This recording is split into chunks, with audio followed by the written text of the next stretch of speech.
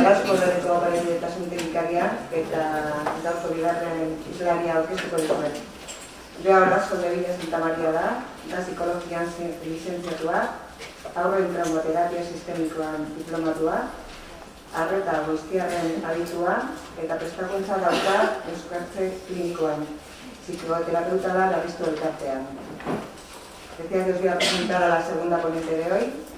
Ella se llama Arasko Loreko Santa Maria, es licenciada en Psicología, diplomada en Traumaterapia Infantil Sistémica, experta en atención temprana, tiene formación en intervención clínica y es psicoterapeuta de la Asociación de Labistu.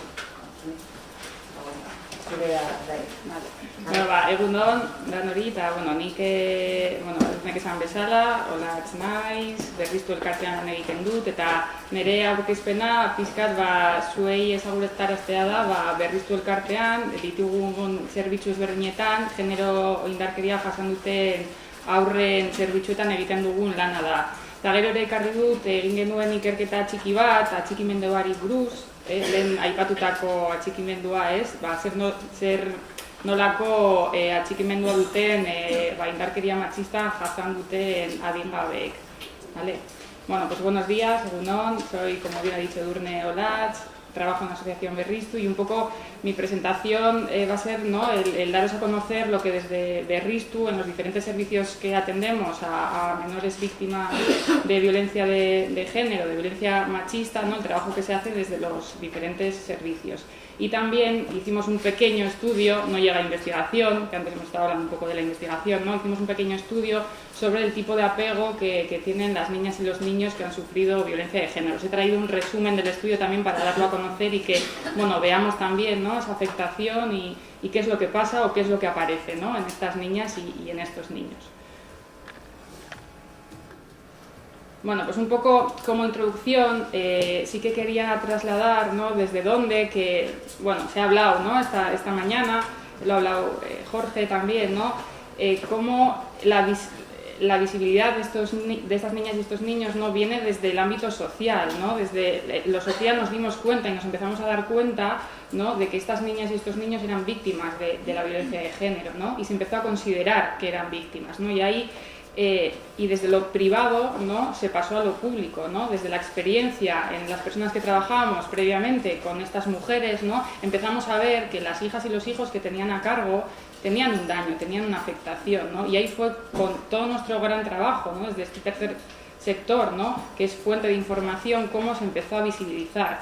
Y quería remarcarlo porque es importante también, el hecho de ver la trayectoria de cómo hemos llegado hoy, en estas jornadas, a poder visibilizar también esta afectación a estas hijas y a estos hijos. Entonces, ha sido gracias a la labor de base de las organizaciones y movimientos sociales que se empezó a tomar conciencia y a tener conciencia de que esto existía y que aquí había un daño, que no solo eran estas mujeres, estas madres, sino que sus hijos y sus hijas también estaban dañados y dañadas. Entonces, me parece importante también que tengamos en cuenta que había una conciencia social que ha hecho que luego, en el 2015, salga una ley, se pongan recursos y que cada vez visibilicemos más el daño de estas niñas y estos niños. Es importante. Bueno, para empezar, un poco la trayectoria de Berriztu con la violencia de género parte desde el 2003.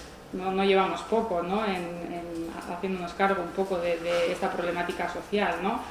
Entonces, se empezaron con talleres de prevención, como antes se empezaba, pues un poco la educación para prevenir la violencia de género, diferentes talleres en colegios, en entidades públicas, como estrategia para modificar estructuras cognitivas que sustentaban la violencia de género, que era un poco como se empezaba antes, desde lo educacional, que es un poco lo que más a mano teníamos.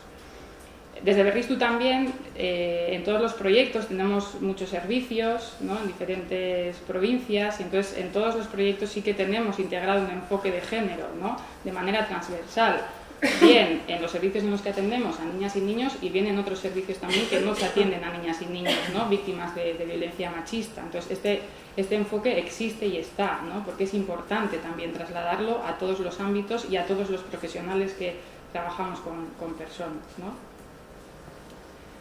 Dentro de los servicios ya más específicos, ¿no?, los que atendemos a niñas, niños y a mujeres víctimas de la violencia machista, tenemos la Residencia para Mujeres Víctimas de Violencia de Género y sus hijos e hijas, que se puso en marcha en el 2003. Hemos incluido la atención a familias con violencia filioparental, que se puso en marcha en el 2008. ¿Por qué? Precisamente porque mis compañeros que trabajan y compañeras en ese servicio, ¿no?, hicieron un pequeño estudio y lo que aparecía era que en un porcentaje muy alto de las familias que tenían en este servicio había habido violencia de género previamente, ¿no? Por lo cual también lo tenemos que incluir dentro de los servicios especializados en violencia de género, porque es un dato importante, ¿no?, que esa violencia de género está ahí, ¿no?, aunque luego el emergente y lo que les lleva a ese servicio sea la violencia filioparental, ¿no?, y que el 100% de las madres son agredidas en este servicio. Tampoco es un dato también a tener en cuenta, ¿no?, así como los padres hay un porcentaje menor, pero prácticamente el 100% de las madres son agredidas, ¿no? También es un dato importante a tener en cuenta, que seguramente detrás, ¿no?, está todo esto que hablaba Jorge antes, ¿no?, de esta estructura patriarcal y todo lo demás, ¿no? Luego tenemos un servicio también integral de atención psicosocial para mujeres y sus hijos e hijas, que se creó en el 2011.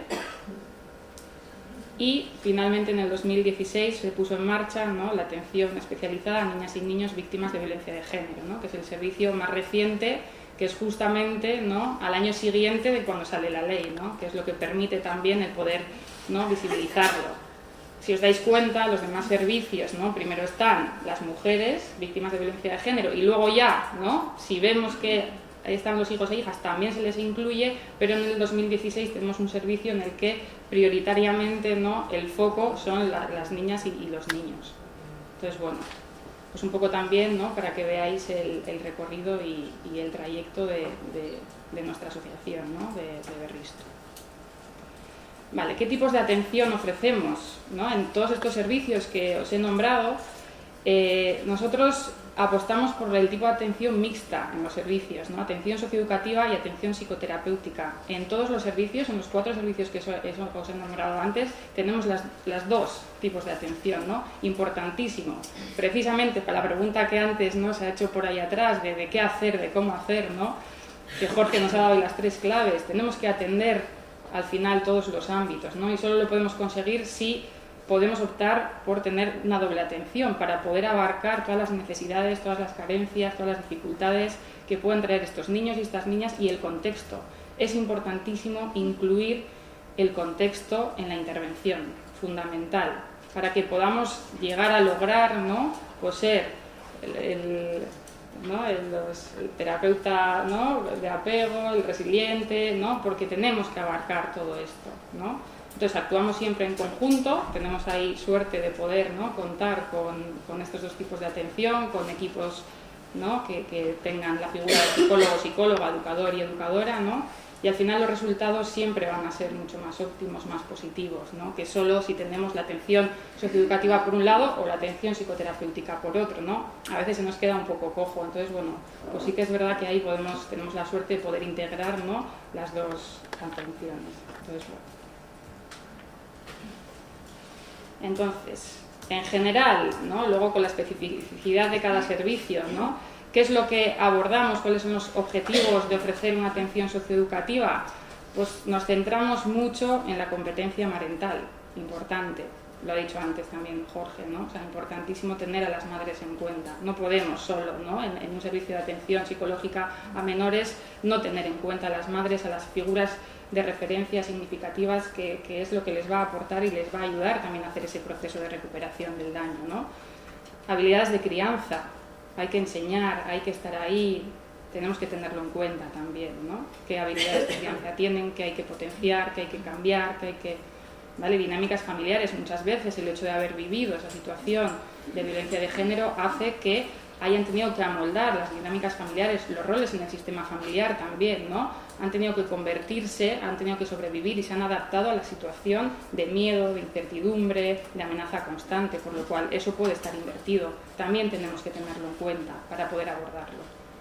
La comunicación familiar, muchas veces ese miedo hace que no puedan verbalizar lo que ha pasado, lo que me pasa, lo que siento, lo que no siento. Entonces es importantísimo también, ¿no?, el poder ayudarles a que la comunicación familiar sea adecuada, ¿no? A que escuchen las emociones, los afectos. Eso está inhibido, está bloqueado muchas veces. Entonces ahí, ¿no? Desde lo socioeducativo podemos hacer un gran trabajo y un gran labor.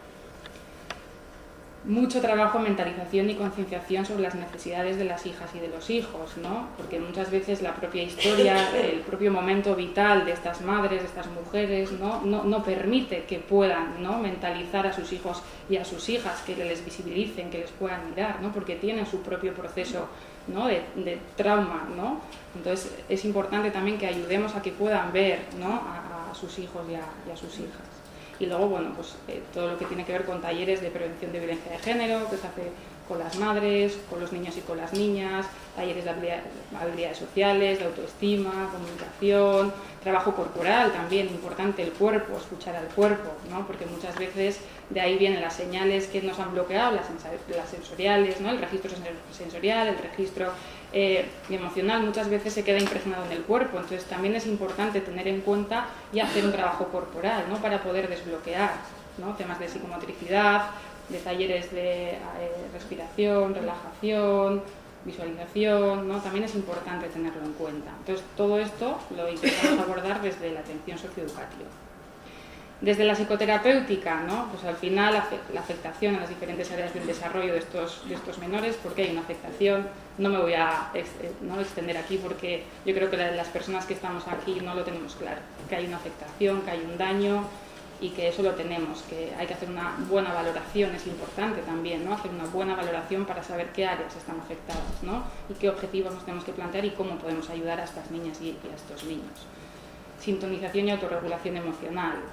Cuando vienen estas niñas y estos niños, vienen desregulados. Y esto es el primer objetivo seguramente que nos vamos a plantear, ¿no? Cuando viene un niño o una niña a nuestros servicios. Autoestima. Modificar creencias y distorsiones cognitivas respecto de sí mismo y de sí misma, ¿no? La autoestima suele estar también dañada precisamente por eso, porque no han tenido una persona referente, un adulto significativo que pueda mirarles, que pueda, ¿no? Devolverles, ¿no? Quiénes son, las cualidades positivas que tienen. No ha habido seguramente, ¿no? Entonces tenemos que hacer mucho trabajo también en que creen una identidad sana, en que aprendan a mirarse, y para eso nos necesitan a una figura adulta de referencia que pueda, ¿no? Sintonizar y resintonizar con lo que ellos son y ellas son, ¿vale?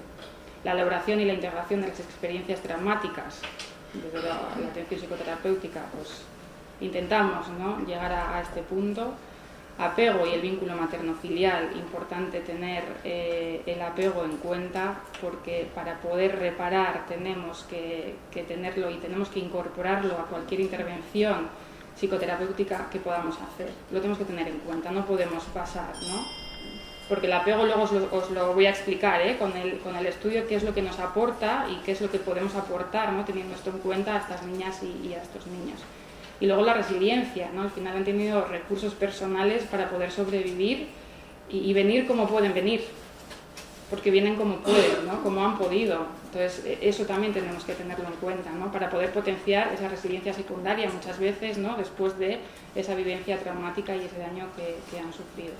Entonces, bueno, desde los diferentes servicios que os he nombrado, pues lo que intentamos es poder abarcar, ¿no? Pues toda la globalidad de la vida de estas niñas y estos niños.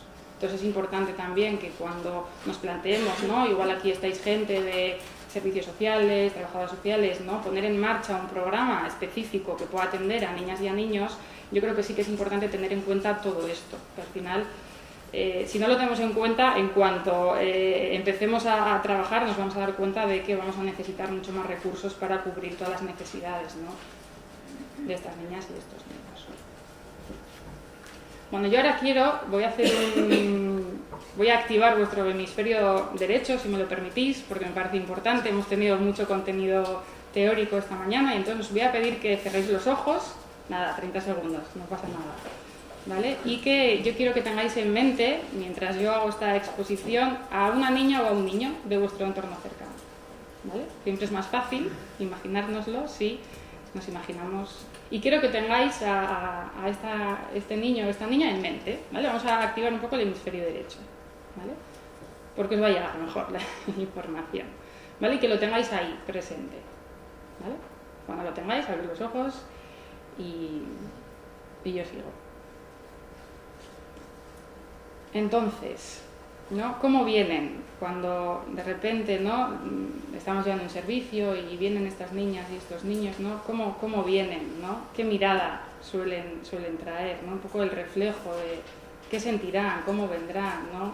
Primer contacto con estas niñas y estos niños, ¿no? Pues un poco lo que yo quería reflejaros es, ¿no?, esa mirada muchas veces de miedo, de terror, de incertidumbre, de desconfianza, porque han aprendido a desconfiar de los adultos, ¿no? Y nosotros y nosotras como profesionales tenemos muy buena intención, ¿no? Y entonces, pero muchas veces tenemos que ponernos en su lugar para pensar que van a desconfiar de nosotras y de nosotros, ¿no? No por nada, sino porque es una estrategia de supervivencia que tienen el desconfiar, ¿no? Por lo cual no nos van a depositar mucho en nuestras primeras interacciones, ¿no? Y nuestros primeros contactos con ellos y con ellas.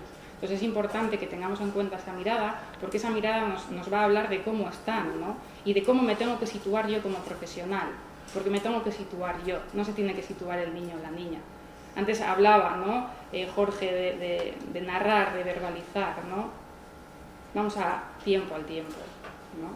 Para eso estoy yo, para verbalizar, para narrar estoy yo, no está este niño y esta niña, ¿no? Entonces es importante que nos ayude a situarnos, el qué necesitará, ¿no? Yo con mi angustia y en mi ansiedad profesional ya sé lo que necesito, pero me tengo que poner en el lugar de ellos y de ellas, ¿no? Entonces es importante. Entonces, esta mirada, ¿qué trae consigo? Trae consigo todo esto que pueden tener. Esta es la afectación, ¿no? Hay diferentes maneras de poder reflejarlo. Yo aquí lo que he reflejado es en las diferentes áreas, ¿no?, del desarrollo de las niñas y de los niños, ¿no?, qué es lo que más nos hemos encontrado en Berriztu, ¿no? Lo he marcado en negro. Lo que no está marcado en negrita no quiere decir que no esté, es que está, pero está menos, ¿no? Entonces, esta es la afectación. Detrás de esta mirada tenemos esto, y están así por dentro. Entonces es importante también tenerlo en cuenta, ¿no? Que hay mucha de lo que se llama sintomatología. A mí me gusta ser más descriptiva, no etiquetar tanto, sino describir más, ¿no? Lo que vamos a valorar en esa primera, ¿no?, en ese primer mes, muchas veces que tenemos que valorar a estas niñas y a estos niños, ¿no? Entonces tienen muchas dificultades en diferentes áreas, ¿no?, dependiendo de la edad, del momento vital, ¿no? Bueno, pues aquí se ve en el área corporal: pesadillas, miedo a dormir solo, terrores nocturnos, síntomas regresivos, enuresis, encopresis. Hay un montón de niños y niñas con enuresis y con encopresis. Y con encopresis cada vez estamos viendo más, ¿no? Entonces, bueno, y no tan pequeños, ¿vale? Entonces esto también habla de las vivencias tan terribles que han tenido, ¿no? Y episodios de mucha violencia, de mucha amenaza y de mucho miedo.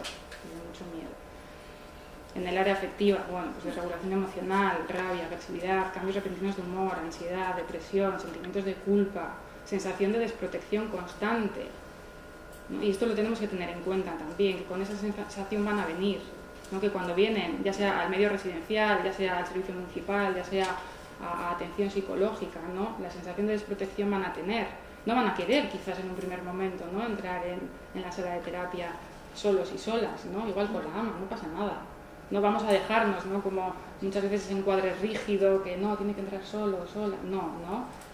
Tenemos que tener en cuenta que esta niña y este niño que estáis pensando vosotros, ¿no?, y vosotras, que puede tener esta sensación de desprotección, por lo cual no le tenemos que forzar, ¿vale? Negación muchas veces de la situación de violencia, restar importancia, otras veces es bloqueo, puede haber elementos disociados también, ¿no? Quiere decir que estén, que no recuerden, que no sepan lo que ha pasado.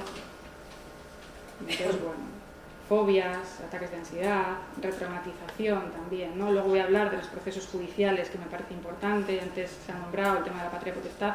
Le voy a dedicar un tiempo a eso también, porque me parece importante que lo visibilicemos y que se ponga también, ¿no?, aquí. Trastornos disociativos, que muchas veces no se tienen en cuenta, sobre todo con los niños y las niñas, y yo creo que aquí también tenemos una responsabilidad, ¿no?, de poder formarnos y tener en cuenta, ¿no?, qué conductas y qué comportamientos puede ser un acto disociado y cuáles no, que muchas veces nos equivocamos, ¿no? Y ese comportamiento disruptivo, ¿no?, en qué parte es un comportamiento disociado y en qué parte no. Entonces aquí también tenemos una gran labor también que transmitir muchas veces al área escolar, a los profesores, a las profesoras, ¿no?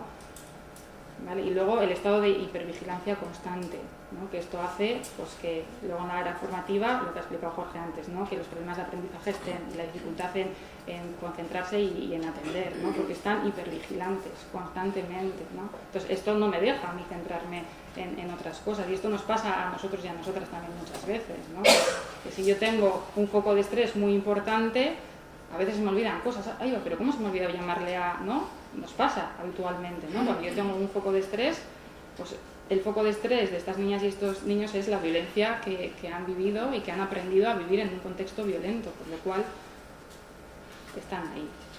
Pues luego en el área de pensamiento cognitiva, pues dificultades en la concentración y atención, distorsiones cognitivas muchas veces, un pobre autoconcepto, ¿no? Porque no he sido una persona querible, no me han mirado, ¿no? Entonces, ¿qué autoconcepto voy a tener? ¿Cómo me voy a identificar yo a mí misma y a mí mismo, ¿no? Muchas veces la normalización del sufrimiento y la agresión como modelos naturales de relación, porque ha sido su modelo, entonces no saben que hay otro modelo, ¿no? De relacionarse, por lo cual eso es lo que los profesionales tenemos que aportarles, no que hay otro modelo, porque piensan que es el normalizado, pero mi madre y mi padre, así, ¿no? Retraso en el desarrollo del lenguaje, también sobre todo a edades muy tempranas, y retraso madurativo en un porcentaje muy alto, ¿no? En el área del grupo de iguales, pues aislamiento, muchas veces. Nosotros desde Berriztu sí que vemos que incluso en la preadolescencia, en la adolescencia, que no hay... En muchas niñas y muchos niños el tema de las relaciones sociales y de salir no lo tienen establecido, ¿eh? Así como igual luego, una vez que pasa ya cierta edad, sí que pueden, ¿no? Tener más inquietud por lo social, pero en un primer momento sí que es verdad que no tienen tanta inquietud y muchas veces tienden a quedarse en casa, a no querer salir, a no tener un grupo de iguales, ¿no? De referencia precisamente, y luego hablaremos del apego, ¿no? Porque el hecho de tener un apego inseguro, desorganizado, hace que las relaciones sociales tampoco las pueda establecer de una manera sana, ¿no? Entonces me puedo ir al aislamiento o a todo lo contrario, ¿no? A conductas de riesgo y a relaciones de riesgo. Agresividad, inseguridad, reducción de competencias sociales, relaciones conflictivas. Y luego, bueno, en el área de familia, pues afectación a la relación materno-filial y afectación a la relación paterno-filial porque no hay, ¿no? De dónde, pues lo que decíamos antes, ¿no? Que no tengo un padre, ¿no? Como padre en función paterna, ¿no? Apegos inseguros, inversión de roles muchas veces, ¿no? Estructuración familiar también. Y en el área formativa, problemas de aprendizaje, dificultades en la concentración y atención, disminución del rendimiento escolar. Nosotros sí que es verdad que hemos visto que hay un porcentaje muy alto, más de todos los niños y niñas atendidos, más de la mitad, más del 50%, que tienen un rendimiento escolar por debajo de su edad cronológica, ¿no? Entonces también es importante tenerlo en cuenta, porque luego las exigencias académicas, ¿no? Van un poco en contraposición de lo que ellas y ellos pueden dar en ese sentido. Y a veces dificultades también para compartir, con otros niños y otras niñas, ¿no? Entonces, detrás de la diapositiva de las miradas, pues seguramente vamos a tener a un niño o a una niña con estas dificultades. Entonces, lo tenemos que tener en cuenta en ese sentido.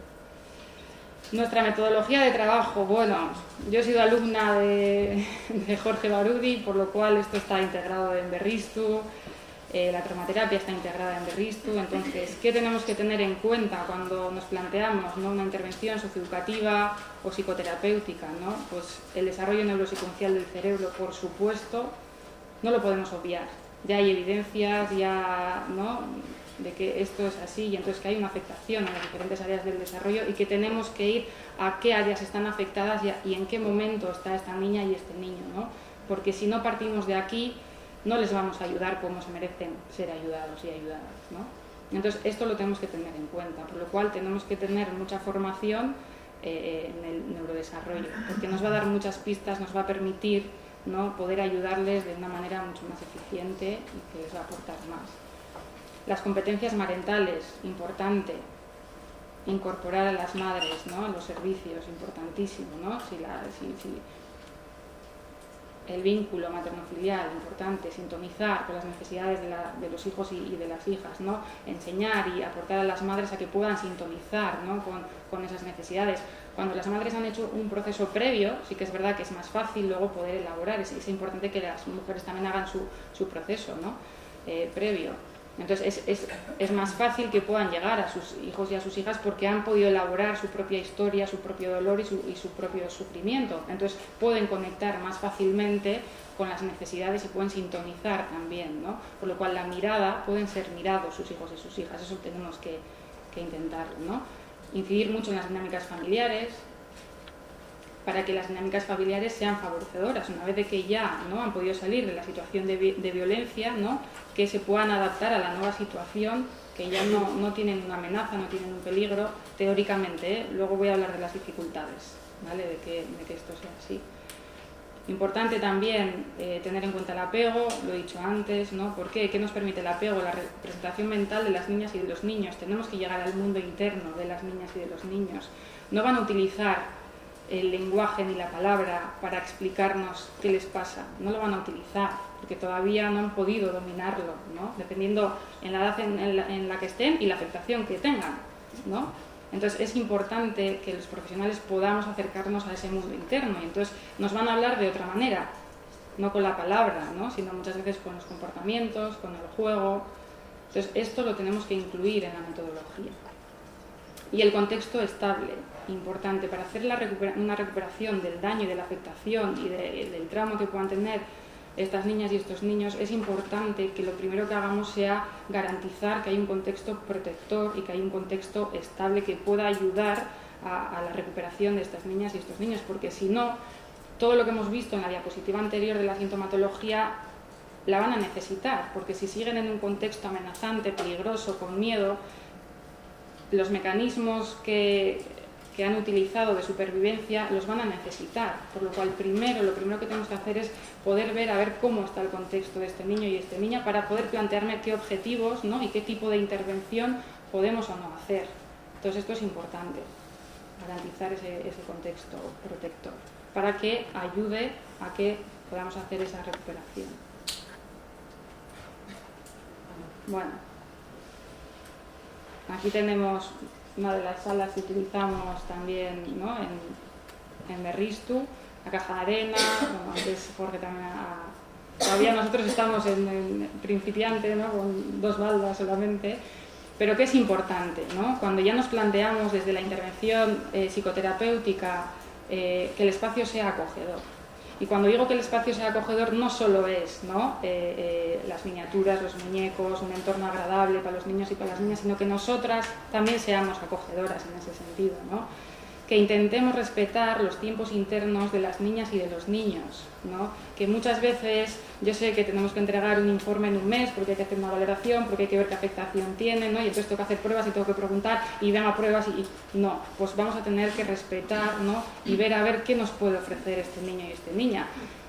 Si tenemos en cuenta que va a desconfiar de nosotras, porque va a desconfiar, porque es lo que ha aprendido, porque viene, ¿no?, de una experiencia, la única que ha tenido, ¿no?, de mucho miedo, de mucha amenaza y de mucha incertidumbre, no va a confiar, por lo cual no nos va a poder depositar. A veces, depende del tipo de trauma que traiga, no pueden verbalizar lo que ha pasado, ¿no? Entonces es importante que podamos respetar los tiempos internos de estas niñas y de estos niños, ¿no?, que no son los nuestros, ni son los que muchas veces, ¿no?, nos exigen pues por protocolo, ¿no? Entonces es importante que las técnicas que utilicemos sean adaptadas al mundo interno de las niñas y de los niños, ¿no?, que tengamos muchísimos recursos que poder ofrecerles, porque lo que vale para una niña no vale para otro niño o para un adolescente o para, ¿no?, depende de la edad también. Tenemos nuestros servicios al final están desde 0 hasta los 18 años muchas veces, ¿no? En el medio residencial pues las mujeres muchas veces llegan embarazadas, luego tienen, ¿no?, a los bebés. Entonces, bueno, pues también tenemos que tener técnicas adaptadas al mundo interno donde ellos puedan y ellas puedan depositarlo y puedan proyectarlo. Esto es importante también, ¿no? Salirnos de la mesa, ¿no?, tener un espacio en el que podamos ir al suelo, se pueda jugar, ¿no? Yo siempre, esto lo repito, importancia del juego. El juego es el medio en el que se expresan, no es la palabra. La nuestra es la palabra seguramente y nos expresamos muy bien con la palabra, pero estas niñas y estos niños no. Entonces es importante, ¿no?, poder ofrecerles alternativas del juego, es donde van a poder proyectar y donde nos van a hablar sin hablar. Entonces ahí también tenemos que dedicar tiempo, ¿no?, a poder ver qué indicadores, qué indicios, ¿no?, me da este juego. Hay muchas veces juego patológico, juego recurrente, ahí se proyectan muchas cosas, entonces es importante también, ¿vale?, tener en cuenta el juego. La edad cronológica, que no es lo mismo que la edad madurativa, ¿no? Niña de 7 años, cuidado, bien, la fecha de nacimiento fue en el 2011, ¿no? Pero cuidado, porque tenemos que hacer una buena valoración en qué nivel madurativo está. No siempre, en todas las áreas, puede haber en algunas áreas que esté por debajo de su edad cronológica y en otras que se mantenga bien, pero sí que es importante tener en cuenta que la edad cronológica no es igual que la edad madurativa. Esto también nos va a dar pistas luego para las indicaciones que hay que dar a veces en el colegio y que puedan hacer adaptaciones, ¿no? Entonces, bueno, todo esto tener en cuenta porque es importante. ¿Con qué dificultades nos encontramos? Sí que me parecía importante, ¿no? Cuando yo hablaba del contexto protector y de un contexto estable, muchas veces nos encontramos que el ámbito judicial y el ámbito legal no nos ayuda y no nos favorece. Por lo cual, todo lo bonito que yo pongo ahora, ¿no? La intervención con las niñas y con los niños, a veces pues nos crea dolores de cabeza, frustración, impotencia, bueno, porque hay una falta de garantías a las y los profesionales, sanitarios, educativos, psicólogos, psicólogas, ¿no? Al final las denuncias, a mí también me denunciaron en su momento, ¿no? Quiero decir que tampoco nosotros los profesionales tenemos garantías de que legales, ¿no? Para poder actuar. Entonces muchas veces actuamos con miedo, ¿no? En los informes, a tener que ir a los juicios, a testificar, ¿no? Porque nos falta, ¿no? Que también nos protejan a los profesionales y a las profesionales, ¿no? Importante para luego poder proteger. Entonces, bueno, estas son las dificultades que nos podemos encontrar. Procesos judiciales abiertos, muchas veces todavía no se ha resuelto ni el convenio regulador, entonces no podemos, ¿no? Establecer un contexto protector, no podemos hacer, ¿no? Una reintegración resiliente, ¿no? de las experiencias traumáticas si no podemos ofrecer que el menor esté en un contexto protector y seguro y no sabemos también, ¿no? Ahí la relación con el padre, las visitas se siguen estableciendo y se siguen dando, ¿no? Entonces habría que hacer una valoración de las competencias parentales siempre, a mí siempre. Cuando hay una denuncia por violencia de género, habría que valorar las competencias parentales sí o sí. No se puede dar un régimen de visitas al uso como si, ¿no? Fuera un padre adecuado, no. Y se da por hecho que es un padre adecuado, no. Yo creo que hay que valorar y luego ahí se irá viendo, ¿no? Qué perfil, si es adecuado, si no es adecuado, pero qué menos que valorar para poder garantizar, ¿no? Esa seguridad en el niño y en la niña, ¿no? Son insuficientes los medios de los equipos psicosociales, se toman medidas sin evaluar al núcleo familiar, ¿no? Nada, en 72 horas muchas veces ¿no? Cuando denuncian es rápido, venga, firma acuerdo y ya está, ¿no? Y entonces se hace un régimen de visitas, pues como en un divorcio civil, quiero decir, al uso, ¿no? Entonces, claro, luego nos viene de vuelta que se dan situaciones de desprotección también, ¿no? En las visitas, por lo cual esto hay que tenerlo en cuenta, ¿no? El tema de la patria potestad, ¿no? Los menores tienen que ser considerados como sujetos y no como objetos, ¿no? Muchas veces, ¿no? Y que sí, el derecho a la patria potestad está, pero primero tiene que primar el bienestar del menor, ¿no? Entonces esto también es un punto importante, ¿no? Hay, en los menores que atendemos desde Berriztu, el 70 y pico% tienen visitas normalizadas, ¿no? Con los padres. Entonces, 70 y pico%, eso es un porcentaje muy alto, ¿no? De todos los servicios, más o menos, ¿no? Entonces muchas veces siguen expuestos a esa instrumentalización, ¿no? Que perpetúa al fin y al cabo la exposición a la violencia de género. Es así, no ha terminado, ¿no? Muchas veces decimos, bueno, ya ha terminado, ¿no? La madre, la mujer ha salido de la situación, pero luego en las visitas sigue esto, ¿no? Entonces, bueno, ¿qué pasa? Con el tema de que ahora tienen, ¿no? Desde la patria, cuando el padre ostenta la patria potestad, tiene que dar el consentimiento, hay que llamar al padre, hay que informar, todo esto que hace que muchas veces la percepción de ayuda cuando dan el consentimiento y dicen que sí, ¿no? Pues esa percepción de ayuda a sus hijas y a sus hijos, ¿no? La viven como amenazante, por lo cual no nos facilita luego también esa alianza terapéutica, ¿no? El hecho de que por mucho espacio acogedor y mucho que respete los tiempos internos de la niña y del niño, ¿no? Si luego, ¿no? Tiene a un padre que constantemente, ¿no? Está mandando mensajes negativos con el proceso psicoterapéutico, ¿qué reparación del daño podemos hacer? Pues se nos queda un poco ahí cojo y corto, ¿no? Y muchas veces se utilizan para mediatizar con las hijas y con los hijos, ¿no? Entonces esta es una de las dificultades que nos encontramos, es una realidad y yo creo que hay que exponerla. ¿Vale?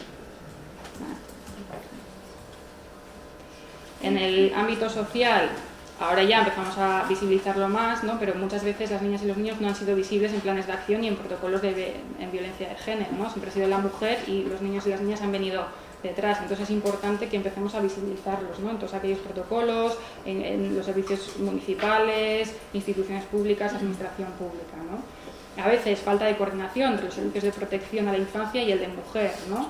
Ahí nos puede limitar, ¿no? y tendremos que tener la posibilidad de optimizar recursos. Entonces yo creo que ahí tenemos todavía que hacer un trabajo también en equipo, ¿no? Para poder coordinarnos de mejor manera y optimizar los recursos que tenemos, ¿no?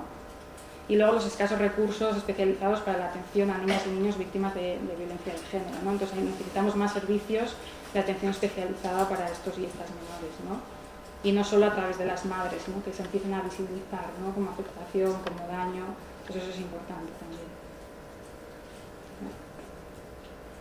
Y luego en el ámbito escolar muchas veces faltan recursos accesibles de ayuda en la escuela, ¿no? Al final a veces, ¿no? Pues las profesoras y los profesores pues tienen a 20 y no sé cuántos alumnos y es normal que no puedan tampoco ni prestar atención ni poder tener en cuenta también, ¿no? Qué afectación tiene esta niña, este niño, este adolescente, ¿no? Entonces, bueno, educar para prevenir, pero que sea una constante, que no sea el taller de noviembre que justo hay que dar este mes para... No, una constante. Yo creo que se está haciendo, una gran labor, pero que no sea solo, ¿no? Un taller puntual, sino una constante. Es el principal lugar de socialización donde niñas y niños pueden pedir ayuda. Hay muchos indicadores, habría que, ¿no? que formar también al profesorado en violencia de género, no solo en violencia de género, luego lo pongo en los desafíos, ¿no? Pero también en afectación, en trauma, en la afectación de haber vivido, ¿no? Violencia de género, cómo se puede manifestar eso en un comportamiento en un aula, por ejemplo, ¿no? Falta eso también, entonces sería importante. ¿Vale? Bueno, y ahora os voy a presentar el pequeño estudio que hicimos sobre los estilos de apego en menores víctimas de violencia de género. Es un pequeño estudio, no es una muestra muy representativa, pero bueno, yo creo que sí que nos aporta y que sí que nos puede dar indicios también, ¿no? de cómo les podemos ayudar. ¿Vale? Entonces, una pregunta, ¿por qué es importante explorar el apego, ¿no? Antes lo comentaban por ahí, ¿no? Porque al final el apego, que es un vínculo muy particular que se establece entre el bebé con la persona cuidadora, ¿vale? Que si tengo una figura de apego que me puede aportar seguridad, me da calma y me regula emocionalmente.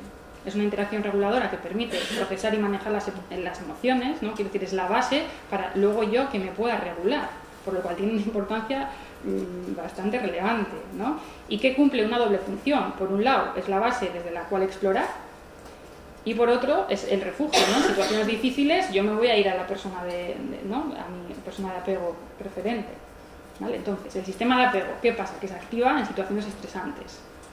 Y ahí tenemos la conducta de apego, que es lo observable, es lo que nosotros podemos observar, ¿no? No el apego, nosotros observamos la conducta de apego del niño o de la niña, ¿no? Y el sistema de exploración se activa en situaciones de calma, ¿no? Son los dos sistemas. Si yo estoy en calma, puedo explorar, me puedo ir, puedo venir, puedo jugar, ¿no? Pero si estoy en peligro, no puedo ir, no puedo venir, no puedo jugar, porque tengo que estar hipervigilante, porque no sé lo que va a pasar y corro peligro, ¿vale? Entonces, el vínculo de apego se desarrolla entre los 0 y los 3 años y tiene 3 componentes, según me leo, ¿no? El cognitivo, el emocional y el conductual. Y es un sistema de vigencia durante todo el ciclo vital. Quiero decir que no es que se desarrolla de 0 a 3 años y ya está, sino que sigue en desarrollo y se puede modificar, ¿no? A lo largo de toda nuestra vida, porque luego en nuestra edad adulta también, ¿no? El apego va a emerger con las relaciones de pareja, íntimas, sociales.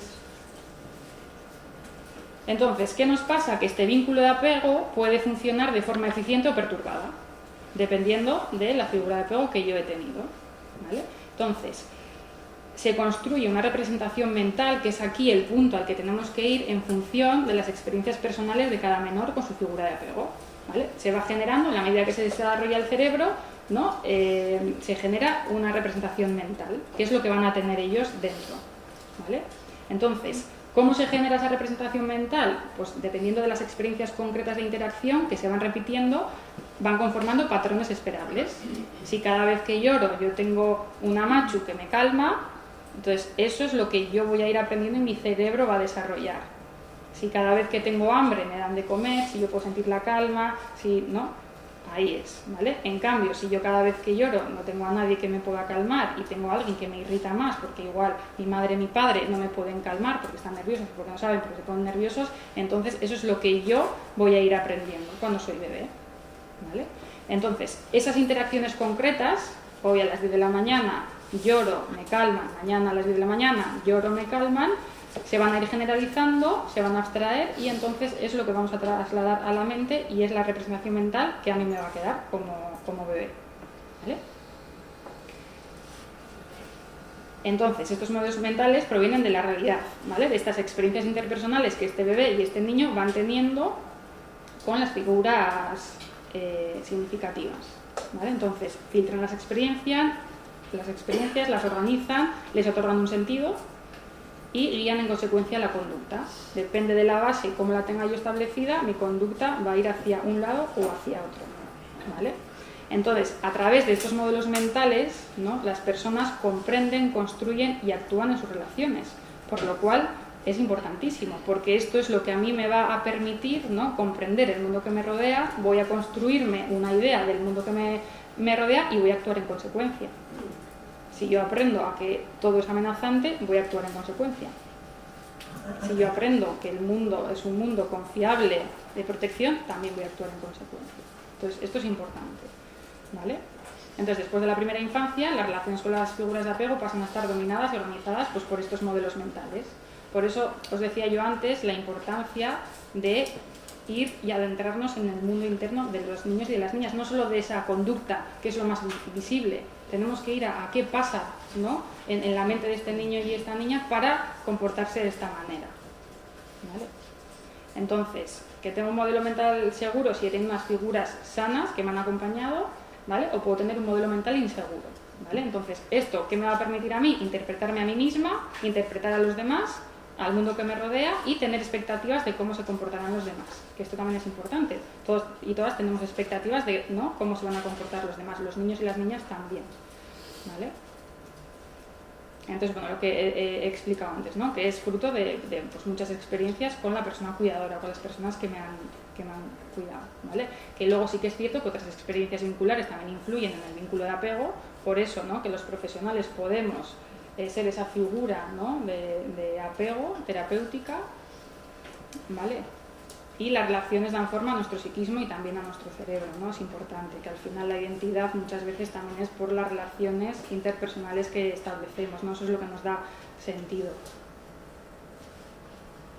Entonces, ¿qué nos aporta el apego en psicoterapia? Pues comprender, ¿no?, el complejo entramado del mundo mental de la niña y del niño, que no es poco, ¿no? No solo quedarnos en esa conducta, sino poder entender qué hay detrás de la conducta, adentrarnos en las representaciones mentales de las niñas y de los niños, poder dar una explicación comprensiva también al psiquismo infantil, ¿no?, partiendo de las experiencias, construir a través de la sintonía emocional una referencia de apego que dé lugar a momentos de encuentro intersubjetivo, que estas niñas y estos niños tengan la oportunidad de tener una experiencia reparadora en este sentido y que podamos también, ¿no?, mediante la alianza terapéutica y esa relación terapéutica que vamos a construir, que tengan otra referencia para que puedan, ¿no?, potenciar la tendencia al apego seguro y a una estabilidad, que tiene un dominio diferente al dominio verbal, ¿no?, que no necesito la palabra, sino que es una experiencia que va a quedar integrada, ¿vale? No vamos a hablar del apego, en terapia no se habla del apego, ¿no?, quiero decir, no hablas del apego. ¿Tenemos un apego seguro? No, o sea, quiero decir, al final es la relación y la experiencia que ese niño y esa niña se va a llevar, ¿no? Que yo muchas veces, ¿no?, al equipo es lo que les transmito, cuando el contexto no es favorable, cuando tenemos líos judiciales, ¿no?, yo siempre les digo, lo que le habéis aportado en la sesión de terapia es lo que les va a quedar y eso queda. No lo van a poder verbalizar, nunca lo van a poder decir, pero eso queda impregnado, esa experiencia queda, ¿no? Y es importante que quede. Poder alcanzar niveles de organización mental y cerebral ajustados y luego, pues bueno, el poder investigar también, ¿no?, en el marco de la teoría del apego nos aporta instrumentos que nos acercan a la mente infantil, ¿no?, que no es poco lo que nos aporta el apego en psicoterapia, ¿vale?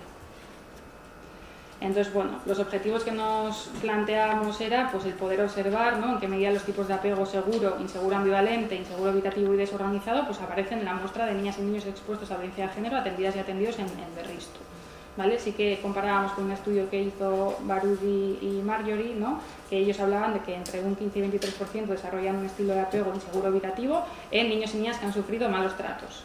Alrededor de un 20% presentan un estilo de apego inseguro ambivalente y en un 75-80% de estos menores aparecen rasgos compatibles con un apego desorganizado. ¿Vale? Entonces, ¿qué nos va a aportar? Pues poder conocer el tipo de apego primario que se establece en estas y estos menores para poder conocer el esquema mental y relacional de la persona menor que va a condicionar el estilo de sus relaciones interpersonales presentes y futuras, que no es poco.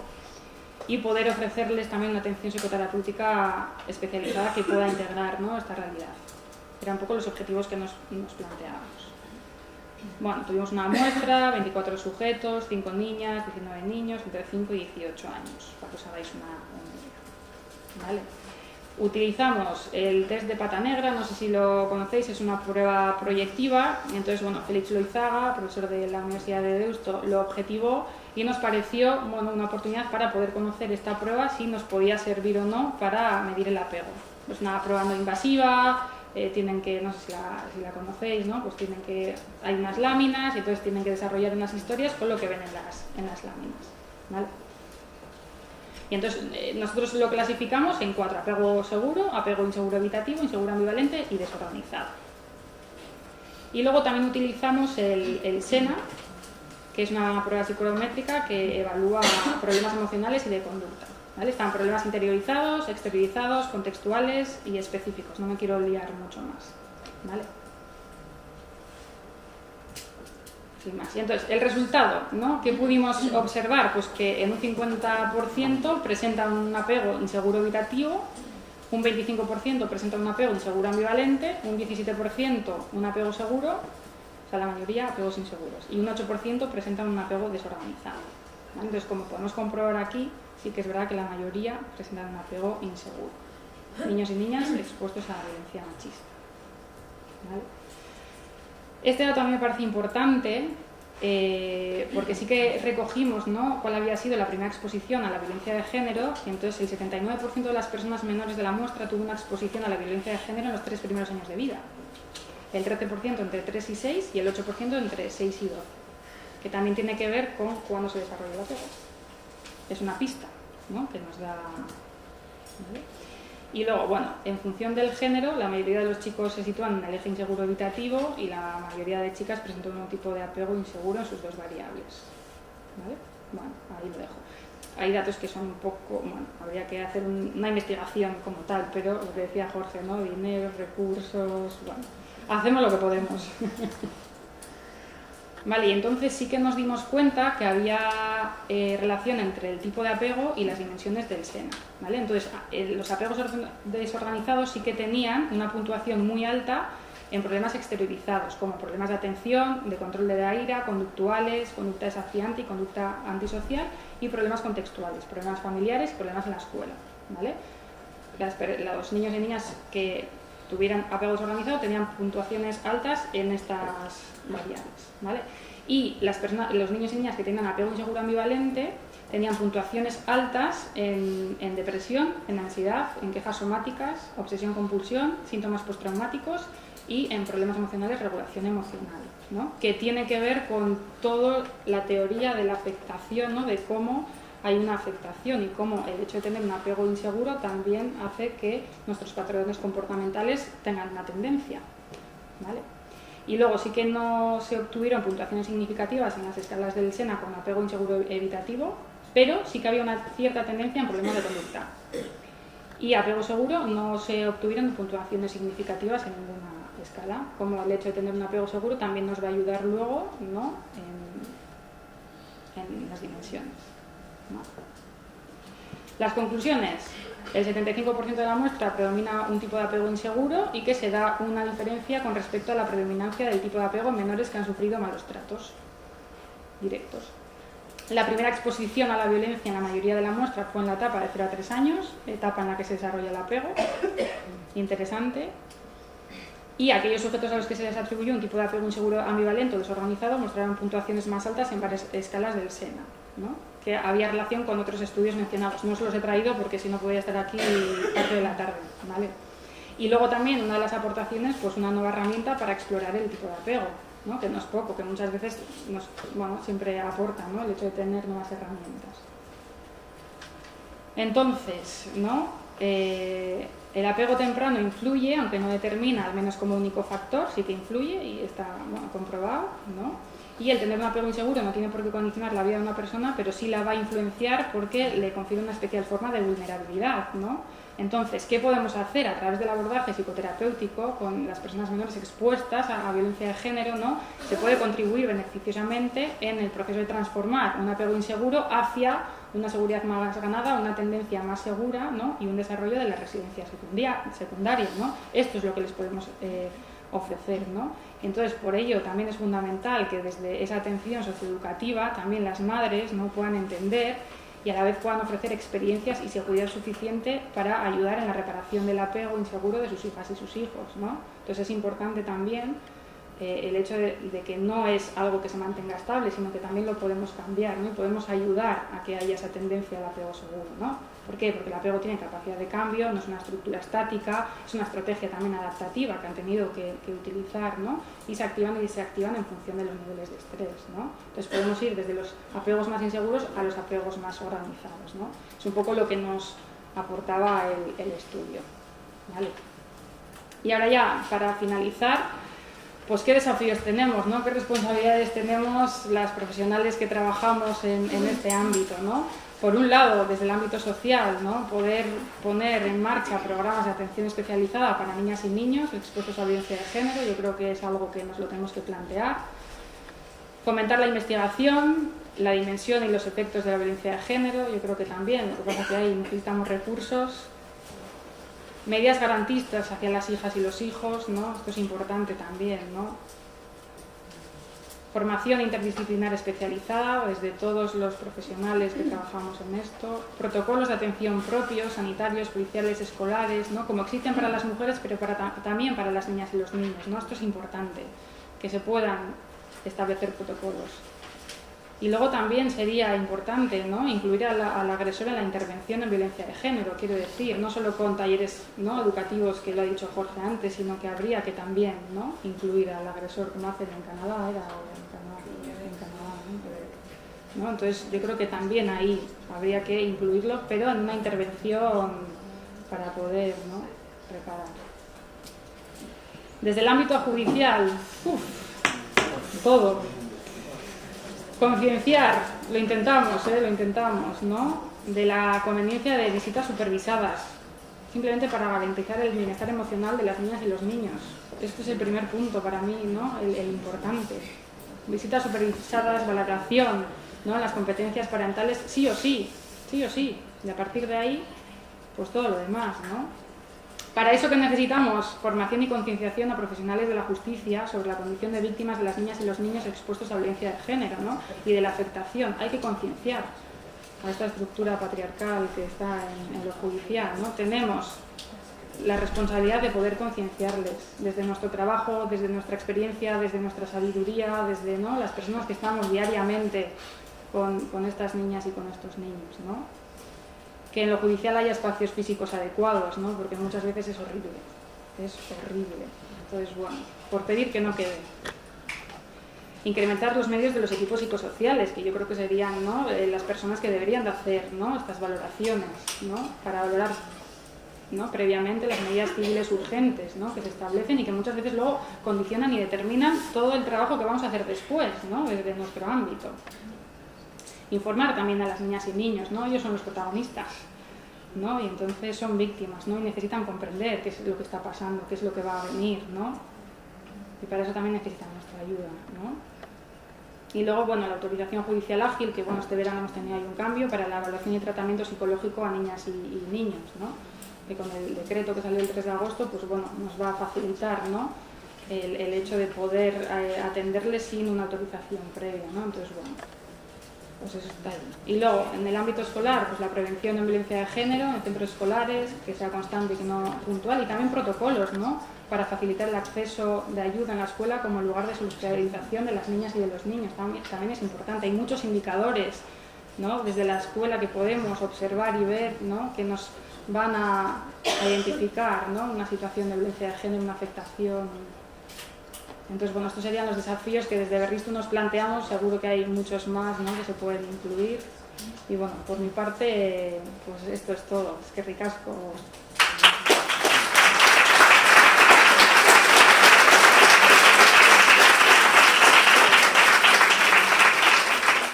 Si hay alguna pregunta o que queréis hacer.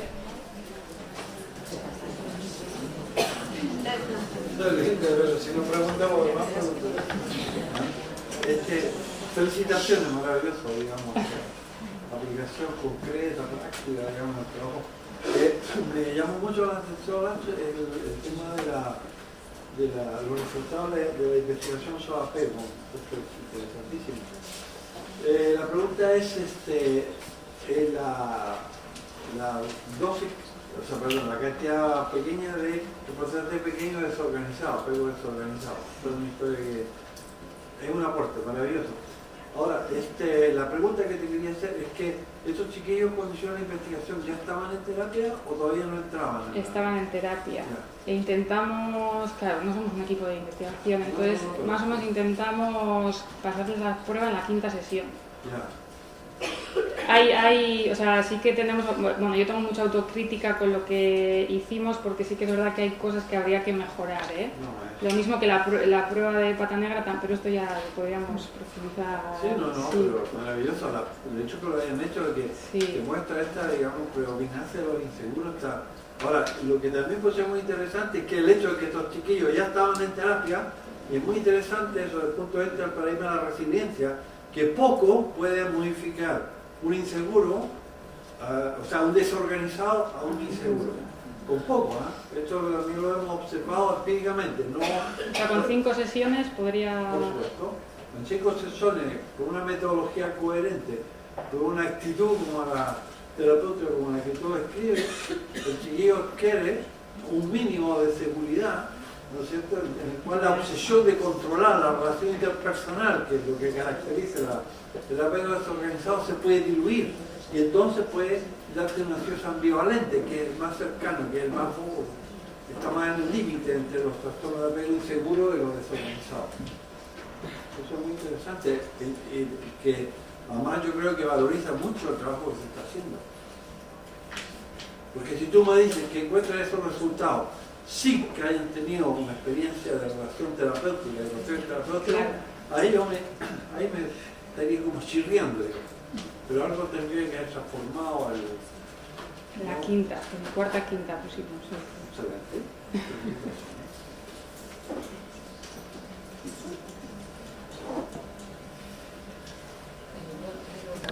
Has hablado de integrar al maltratador en los programas de violencia de género. Pues brevemente así, ¿cuál es la manera más adecuada de hacer esa? No sé si tengo la respuesta, pero o sea, también sería el poder ¿no?, integrar, no dentro del mismo servicio que madres y menores, ¿no?, pero sí poder disponer de que ellos puedan hacer un tratamiento, pero claro, un tratamiento tiene que ser, ¿no?, muy específico en psicoterapia para poder, lo que explicaba antes Jorge, ¿no?, poder reparar, ¿no?, el daño no aquí, que no está aquí, ¿no?, sino en las áreas más subcorticales del cerebro. En cualquier caso, la integración independiente, o sea, aparte de lo que sea el tratamiento a madres y menores, ¿no? O sea, claro, tendría que ser su espacio, exactamente, con un sí. profesional diferente, al margen de lo que es. Sí. Es el gran desafío, digamos, para nosotros, porque no hemos tenido tiempo, ¿no? Porque la prioridad es la víctima, la prioridad son los afectados. No hemos tenido tiempo. Mi experiencia fue muy puntual porque tuve una beca para irme para Canadá, que el gobierno verde, como está metido. Entonces, claro, la idea es cómo aplicar la traumaterapia al agresor, ¿no? El agresor. Cómo crear un modelo de intervención que ya más o menos en Canadá, cuando vi que primero era dentro de la cárcel, o sea, no significaba una reducción de la pena, o sea, porque, ¿no? Y al mismo tiempo era muy centrado en el área subcortical, había mucha expresión emocional, mucho trabajo sobre emociones, sobre afectividad, sobre el daño que ellos mismos habían sufrido, despertar la empatía hacia el niño interior, ¿no es cierto?, etcétera, etcétera. Esas eran las bases, los ejes, digamos, por lo cual tenían unos resultados que eran interesantes para mí, ¿no? Más o menos un 45% de personas tenían, ¿no? Es mucho porque la metodología lo permitía, ¿no es cierto? Lo permitía. Por ahí había una pregunta. Sí, me ha llamado la atención en el estudio que eran 19 niños, creo, y 4 niñas. Y no sé, claro, porque al final no sé hasta qué punto la fiabilidad de los resultados, porque yo creo que afecta de diferente manera en las niñas y en los niños el estar expuestos a situaciones de violencia de género. Sí, a ver, ya os he dicho que la muestra era pequeña, o sea, quiero decir que tiene, o sea, es un pequeño estudio, no es una investigación, ¿no? Es muy grande la diferencia entre tenemos más niños niñas que niñas en todos los servicios, pero con un porcentaje. Entonces, esto sí que es verdad que lo estamos comentando en diferentes, ¿no?, foros, porque sí que hay, yo no me sé el porcentaje de todos los servicios, pero 70 y pico % de chicos frente a chicas atendidos, ¿no? Entonces también es importante, ¿no?, poder ver y enfocar ahí qué es lo que está pasando, por qué, ¿no?, tenemos más niños que más niñas, ¿no? Entonces, bueno, estamos iniciando, por lo cual, ¿no?, sí que son pistas a tener en cuenta, porque es llamativo, el número. Sí. Desde la poca experiencia que tengo, lo que yo he observado, las niñas generalmente tienden a callarse más, claro, es a tapar más. un comportamiento más internalizante, ¿no? El de los niños es mucho más externalizante, por lo cual se ve, las madres muchas veces también se asustan, porque claro, al ser un comportamiento más externalizante, asocian, ¿no?, a la situación vivida con el agresor, por lo cual la alarma es mayor y entonces, ¿no?, se visibiliza más que a las niñas que las no niñas molestan. A reproducir la sumisión, a callarse, a labrar, a gustar, a la aceptación, a buscar la aceptación del adulto. Esa es la hipótesis que yo tengo en mi cabeza, que habrá que, ¿no?, con los años de experiencia al final yo creo que iremos viendo, ¿no? Pero sí que es verdad que al final, y no quiere decir que no estén afectadas, solo que la afectación es más silenciosa, por lo cual no molesta, no llama la atención, ¿no? Y a veces es más preocupante. Entonces, sí.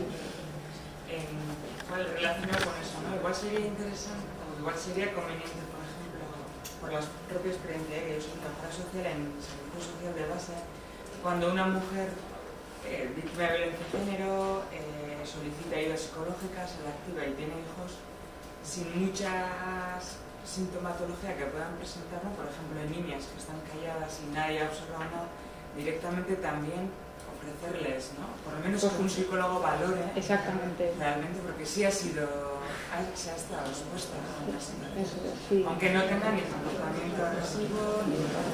Sí, eso es importantísimo, tener ese enfoque y esa perspectiva a mí me parece importantísimo, porque a veces si no lo visibilizamos los profesionales tampoco, ¿no?